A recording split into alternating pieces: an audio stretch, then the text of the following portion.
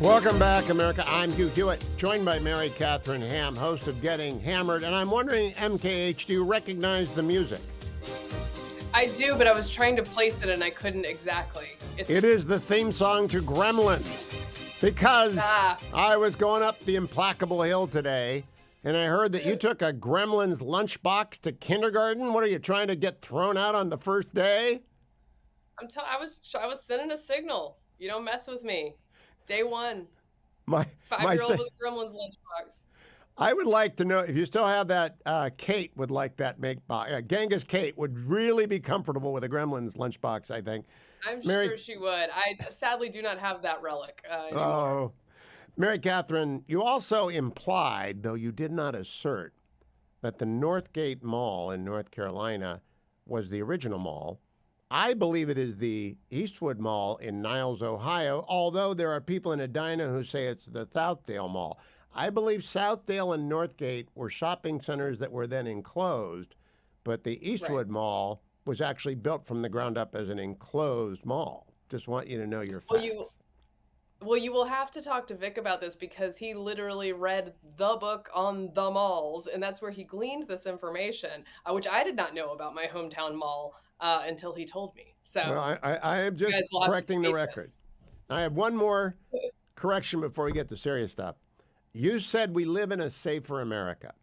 I would like to acquaint you with teenage boys on motorized bikes. How are you familiar with them? I am familiar with it in theory, yes. All right. I have to go to a certain shopping center on a regular basis all the time, which is next to a high school. And boys 13 to 15 and a half, whenever they can start to drive, are on motorized bikes going 40, 45 miles per hour in parking lots, which I can dodge.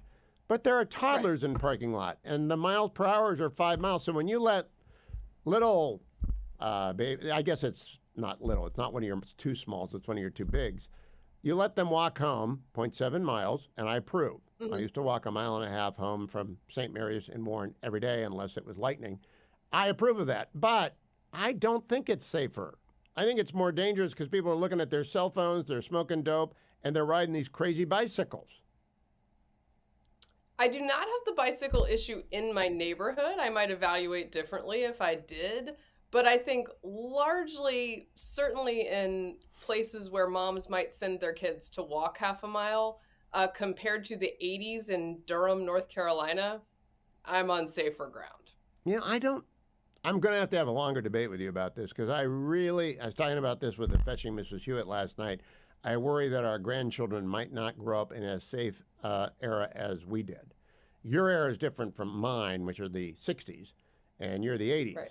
And so different eras completely, but just physical safety. There are crazy people out there with cell phones, dope, and bicycles that make me nervous. Let's get to the serious stuff. You have been exercised, as have I, over a series of actions by Team Biden, taken in the name of a president who was infirm and probably incompetent, including the commutation of the murderer of a mom and a son who was a witness to his drug dealings for which he was convicted. And yesterday we learned about the condom deal. There's some pushback that that's not true, but David Friedman said it was true. Let's take it as a given. I think this is a big scandal. Do you? Yeah, I think this is the biggest scandal maybe of my life in presidential politics, that this guy wasn't with it for 3 to 4 years, and that many people had a part in covering it up, much of the press corps that had access to him doing the same. And the idea that he is, the president does have broad pardoning powers. You know who doesn't? His staff, nonprofits aligned with the White House, they don't have broad pardoning powers. So it is hugely problematic to the point of constitutional crisis to have a guy maybe signing things, but probably not knowing what he's signing and maybe not actually physically signing them. We don't know what he was up to. I don't know when we'll get the tell-all on this. I don't know which journalist who did have access and has, sort of good relationships with these folks could wheedle this out of them for a real version of what happened over the last 4 years. But it's astounding to me that people aren't more upset about it, including the press corps. I know I shouldn't be surprised, but amazing. I'm upset by it. I don't know what to do about it because the executive office of the president is immune from congressional scrutiny. That's the one Right. place where the court's been pretty conclusive in its rulings on you cannot subpoena the president's lawyer, you cannot subpoena the president's chief of staff, conversations are confidential. Would you want to have hearings into this? Do you want Congress to try and figure out when did they know the president didn't know anything and when did they know it? And when did they say it? And what did they do when they knew it? What I want is to figure out how not to let this happen again. And Exactly. part of that is accountability.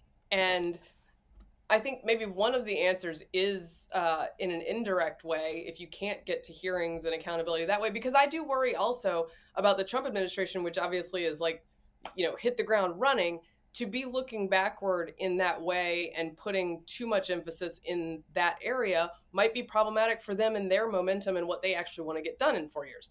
So maybe part of the way you deal with this is that you do shake up the press room, that you do take those chairs away from people who hid this thing from the American people for so long, they pay a price in that way for not being straight with people. So you're sort of changing the paradigm so that this cannot happen in the future. But like, I don't know, is there a way to test the legality of some of these things that were done? Who knows, by the president? Probably not. The president by committee seems like a real big problem that we should not encounter again. The last time we ran into this, we got an amendment to the Constitution after the Edith Wilson and FDR fiascos where presidents were incapacitated. I got to go to a break, Mary Catherine. Do I have you for an extra few minutes today? Because it was a great Getting Hammered episode today. Absolutely fabulous. And we haven't even talked about inappropriate things for children and other people. So don't go anywhere. I'm never going to watch the Squid Games. Never going to do it. But Mary Catherine Ham and Vic Maddux are, of course, aficionados of the Squid Games, and I'm going to come back and talk about that. And I am back with Mary Catherine Ham, host of Getting Hammered, which she goes along with Vic Maddux, and it makes me laugh, and it's your morning show for any time of the day, and it's really fun. And they do the news. Some days they say they're going to do a lightning round on the news, and then they don't get the news for 30 minutes, like today. But, Mary Catherine, you said during today's podcast, there was an old Mary Catherine Ham version who would have said, oh, well, maybe you don't have the authority. What were you mean? I think there's actually a lot of old versions of people running around that they want to forget, but you're at least owning it, and I own it too. What do you mean by that? No, so I was talking about the Colombia deal where the president dashes off, proposed public policy on Truth Social. And he's like, here's the tariffs I'm going to impose on you. Here's what I'm going to do to diplomats. Here's what I'm going to do to your economy. If you don't take back your plane full of criminal aliens that we just deported to Colombia. I think there is an old version of Mary Catherine who has since gone through an arc and many different iterations of the American electorate's takes on things that would have said, that seems very rash. I don't know if the president should be doing that. This is not the proper channels. And is this just a bad way of doing business? New Mary Catherine, having been through those arcs, though I remain a conservative who wants people to stay within the bounds and the power of that the Constitution grants them, is like, I don't know, that was pretty efficient, and we don't really need a blue ribbon panel from the State Department and its dubious actors to put together a plan for basically caving to Colombia. That's not what we need to do as America. As America, if our president says we have American power, these are the things we can do, you get results, and then, by the way, you get deterrence against a bunch of other countries who will now accept these flights. I'm not mad about it. I'm not either, but I'm still the same old Hugh. But I think there are a lot of new versions of whoever they were. I'm also, by the way, as you said, you're 90% with Trump. I'm actually 95%. I don't like pulling security details from people on the Iranian hit list, including Mark Milley and others.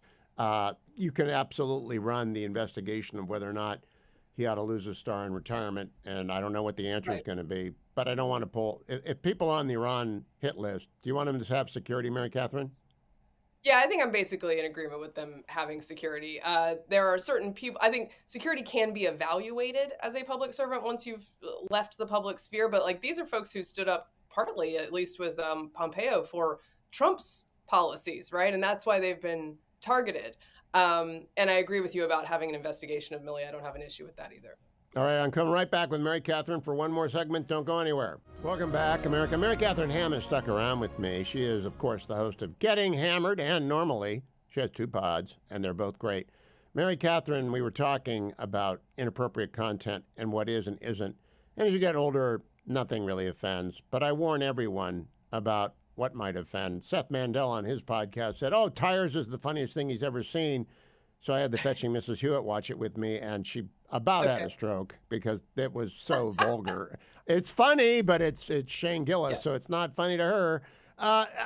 We don't have a rating system. I just say everything's NC. Like there's a bunch of shows that are outside of the norms of my age and your age. Right. What do you think? How do we tell people? What should we do about this? Yeah, first of all, I think I would probably like Tires because I'm pro bro humor in general, so I'll try it out. I think one of the things that's tough about being a modern media consumer, whether it's politics or entertainment, is that, yeah, it takes a lot of work to sift through a bunch more options and research about those options to figure out what is going to work for you and your family. So I think I do probably much more screening of movies and TV content for my kids than my parents did for me, partly because there are messages that my parents would never have even anticipated or imagined in the 80s and 90s that show up in all sorts of stuff now.